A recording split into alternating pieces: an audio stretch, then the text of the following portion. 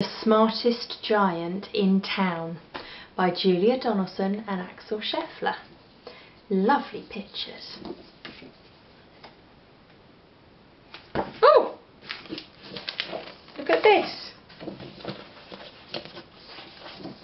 Can you see George? George was a giant, the scruffiest giant in town. He always wore the same pair of old brown sandals and the same old patched up gown. I wish I wasn't the scruffiest giant in town, he said sadly.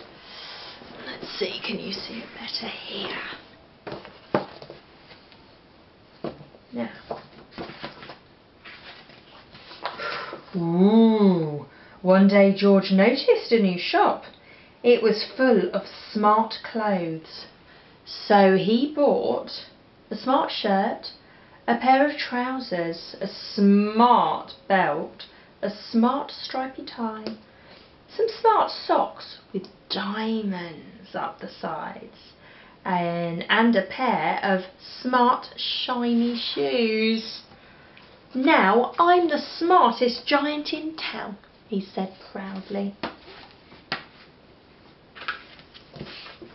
Now what have we got here? George left his old clothes behind in the shop. He was about to go home when he heard a sound. On the pavement stood a giraffe who was sniffing sadly. "What's the matter?" asked George. "It's my neck," said the giraffe. "It's so very long and so very cold. I wish I had a long warm scarf."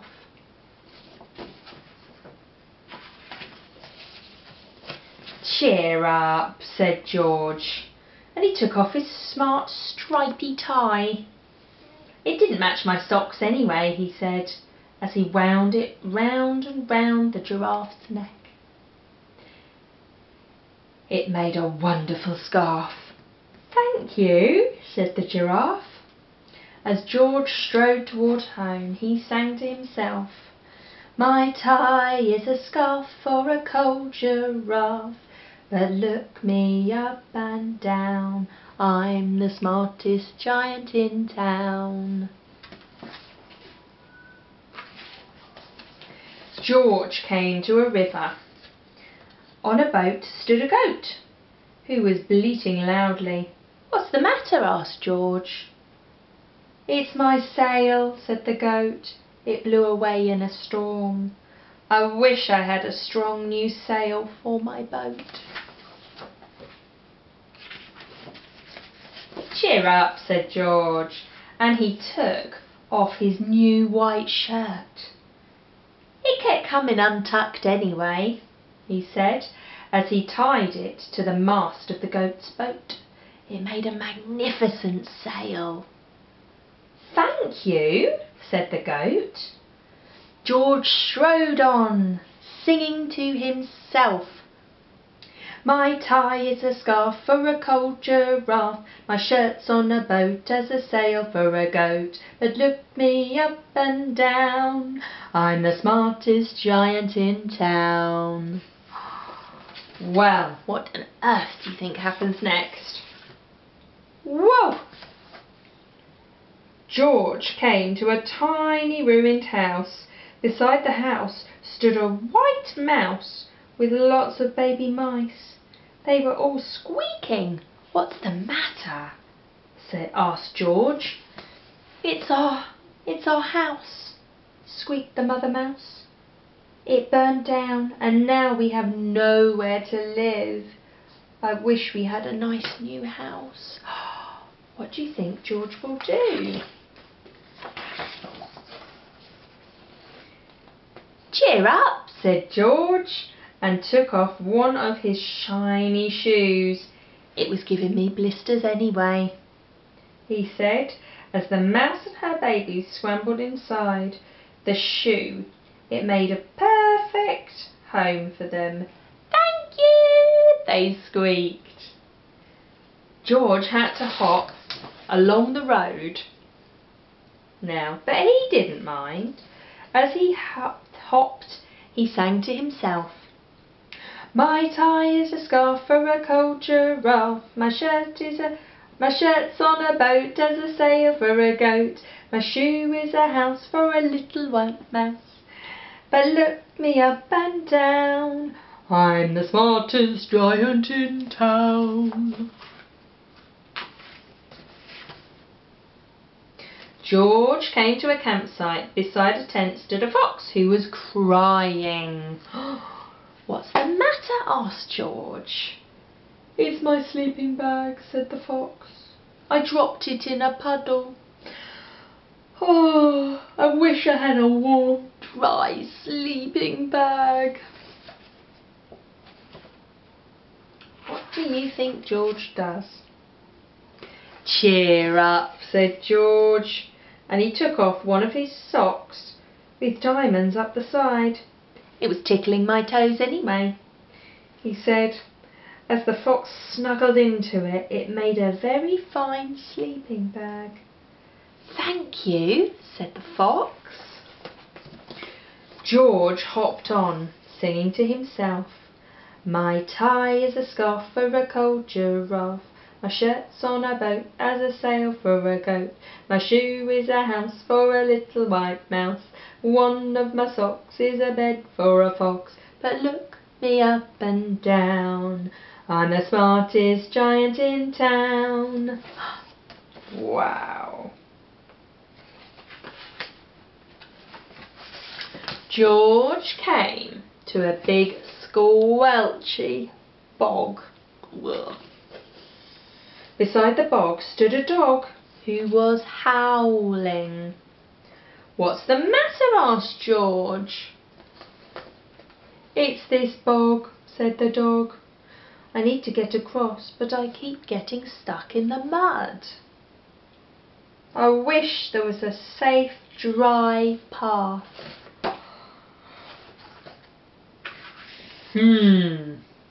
What does George do?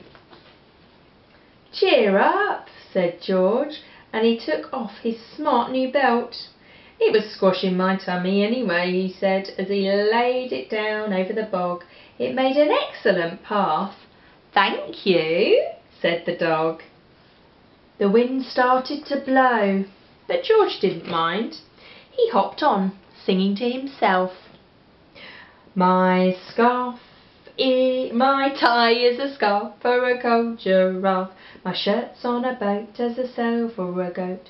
My shoe is a house for a little white mouse.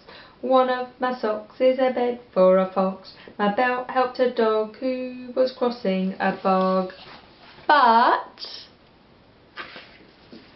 my trousers are falling down. I'm the coldest giant in town." Oh no. Suddenly George felt sad and shivery and not smart at all. He stood on one foot and thought, "I'll have to go back to the shop and buy some more clothes," he decided. He turned around and hopped all the way back to the shop. Oh dear, George. But when he got there, it was closed. Look how sad he looks. "Oh no," cried George. He sank down onto the doorstep and a tear ran down his face. It ran down his nose, actually. Look, there's the word, nose. He felt as sad as all the animals he had met on his way home. Then, out of the corner of his eye, he saw a bag with something familiar poking out the top of it. George took a closer look. "My gown!" he yelled. "My dear old gown and sandals!" George put them on. They felt wonderfully comfortable. "I am the cosiest giant in town," he cried. And he danced back home along the road. Outside his front door stood all the animals he had helped. They were carrying an enormous present. "Come on, George," they said, "open it." George untied the ribbon. Inside was a beautiful gold paper crown and a card. "Look inside the card, George," said the animals. George put the crown on his head and opened the card. Inside it said, "Your tie is a scarf for a cold giraffe, your shirt's on a boat as a sail for a goat, your shoe is a house for a little white mouse, one of your socks is a bed for a fox, your belt helped a dog who was crossing a bog, so here is a very fine crown to go with the sandals and gown of the kindest giant in town." What a lovely story about kindness. Wow. Thank you.